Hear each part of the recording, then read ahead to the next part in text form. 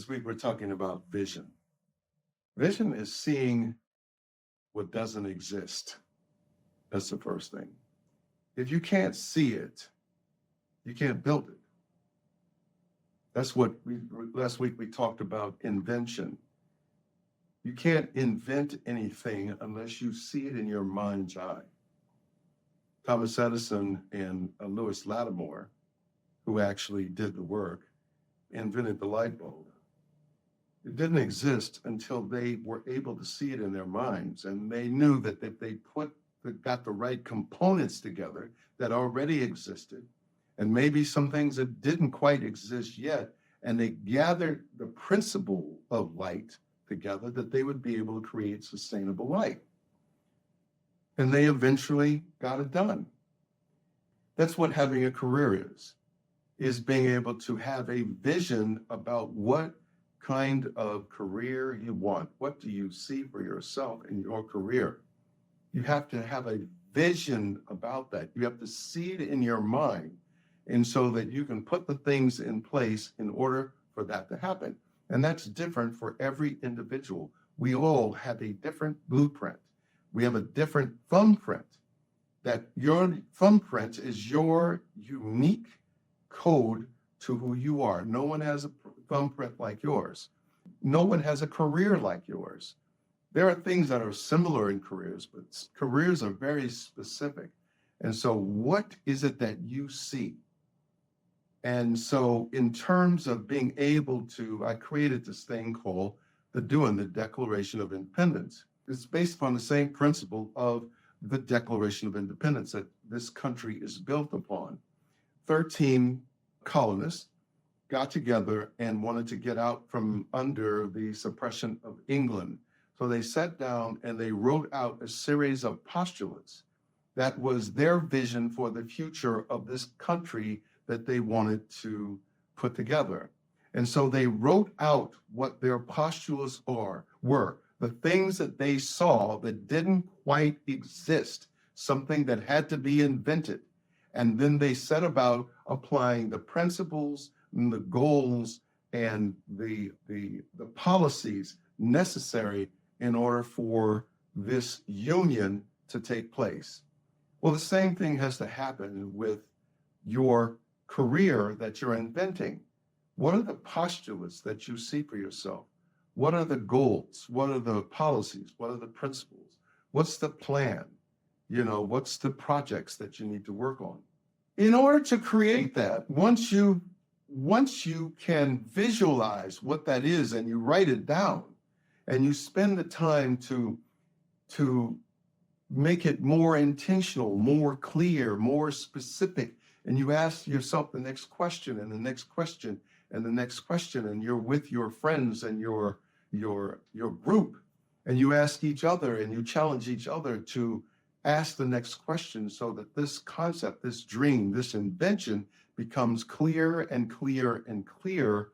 Then you have a certainty about the road you're traveling, and it becomes more and more real to you, and it becomes a living document. So this vision precedes creation. In order for you to create this thing, you have to envision it. Once you have a vision of it and you start checking the boxes in terms of what it takes in order to make this vision become real for yourself, it's a one day at a time thing, and it's one box at a time. Vision is a spiritual concept. It's not a fantasy. Some people dream, and they dream in a fantasy, and there's no actions set in place. The Bible says faith without works is dead. So the faith isn't just in terms of what you have created in your mind, in terms of what is true for you. The works is in terms of you now putting this into action. So it's not fantasy. Fantasy becomes gossamer if you don't put it into action. Gossamer is that you take a puff of smoke and you blow it out and you see it. Oh my God, all this smoke. And then quickly it dissipates into the air like it didn't even exist. That's what happens to vision when there is no spiritual component, when it's only lives in fantasy. Your vision determines your decisions. It determines the approach that you take, the roads that you travel, the people that you work with, the things that you go after, the things you want to create. And it creates other ideas. One idea can spawn another idea and another idea. So your vision spawns all these ideas and all of these actions that you take. And it's an active thing and it's a daily thing. You need to write it and put it up on your wall so it speaks to you and is saying, hey, and it's holding you accountable to yourself. And this is the beauty of writing it down. Without vision, artists wander.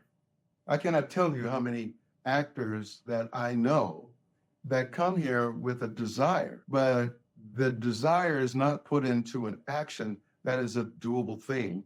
And so therefore, or not a consistent thing or an accountable thing.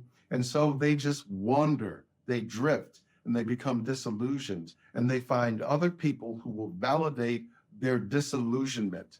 And so you have a group of people who wind up at a bar commiserating and talking about, what they could have done and how great they were in acting class and so on and so forth. And they were the best actor in the acting class. And you see other people who may not have been as good as they are, and they have been very strategic and very specific about the things that they wanted to create. And they went about doing it on a daily basis. So your vision requires action. It doesn't require fantasy. It supersedes fantasy. So I want us to practice something here, a guided future visualization. Basically, I want you to sit down and I want you to dream. What's your dream? And I want you to write your dream out with as much imagination, as much freedom as you can possibly think. And this vision and this dream is only about you. It's not about your friends. It's not about your family. It's not about your wife or your husband or your children or your legacy or where you came from. It's just about what your dream is. We will include them once we figure out what our dream is. We're not living their dream. We're living our dream. What is that? And I want you to write that down. Clearly, extravagantly write it down. Because we're going to figure out what to do with that dream once we write it down and we can be discerning and go in and identify the components of this dream that you write down. After you document it, I want you to integrate it with who you are right now. What does that vision look like if you look at yourself 5 years from now, 10 years from now? What does that look like? Can you describe your life? Can you describe who you are? Can you describe what you've accomplished? Can you describe how you're going to live? Can you describe who you're going to work with? Can you describe the things you're going to create, whether you're going to be a director or a writer or an actor or a producer or all of the above, and that you learn the skill set to create your own, like a Spike Lee, Ava DuVernay, even though I haven't seen her on the front side of the camera, but it's like she's clearly sees what her future is like, and they all do. And maybe yours has all of those hats and titles, but you have to be able to visualize it for yourself. So the call to action for this week, I want you to share your vision sentence in the comments. I want you to write what your vision is in the comments so that we can see what you see for yourself. And then you can share with others and see what other people see for themselves. So that's the lesson for this week. That's it. That's all.